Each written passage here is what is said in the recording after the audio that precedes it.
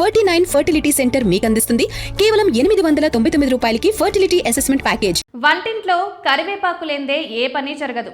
ఏ కూర వండాలన్నా ఇది తప్పనిసరి. ఇది వేయంది ఏ కూరకు అంత టేస్ట్ రాదు. ఇక నాన్ వెజ్ వంటకాల్లో అయితే కరివేపాకుకు మరింత ప్రత్యేకత ఉంది. దీంతో వంటింట్లో ఎప్పుడూ కరివేపాకు అందుబాటులో ఉంచుకుంటారు. దీనివల్ల కూరకు అదనపు రుచి రావడమే కాకుండా ఎన్నో ఆరోగ్య ప్రయోజనాలు ఉన్నాయి. ఈ కారణంతో ఏ కూరలైనా కరివేపాకు తప్పనిసరిగా వాడుతుంటారు. అయితే సామాన్యులకు షాక్ తగిలింది. రోజు వంటింట్లో వాడే కరివేపాకు ధరలు భారీగా పెరిగాయి.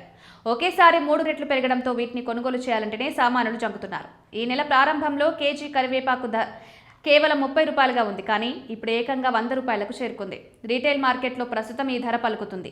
కరివేపాకు దిగుబడి తగ్గడం, సరఫరా లేకపోవడంతో డిమాండ్ పెరిగింది. దీని కారణంగా కరివేపాకు ధరలు భారీగా పెరిగాయి. రానున్న కొన్ని రోజుల వరకు ఇలాగే ధరలుండే అవకాశం ఉందని వ్యాపారులు చెబుతున్నారు. కొట్టే ఈ ధరలతో సామాన్యులు కరివేపాకు వైపే చూడడం లేదు. ధర మరీ ఎంత ఎక్కువగా ఉంటే ఎలా కొనుగోలు చేస్తామంటూ కస్టమర్లు ఆవేదన వ్యక్తం చేస్తున్నారు. హోల్సేల్ మార్కెట్ విషయానికి వస్తే టన్ను కరివేపాకు ధర 55 రూపాయలు పలుకుతోంది.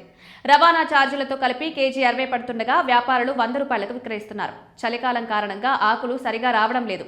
పొగమంచు వల్ల రంగు మారిపోతుండడంతో పాడైపోతున్నాయి. పాడైన వాటిని విక్రయించడానికి కుదరదు. దీనివల్ల సరఫరా తగ్గిపోవడంతో డిమాండ్ పెరిగింది. కరివేపాకు పంట అనేది లాభంతో కూడుకుంది. ఒకసారి పంట వేస్తే 20 ఏళ్ల పాటు దిగుబడి వస్తుంది.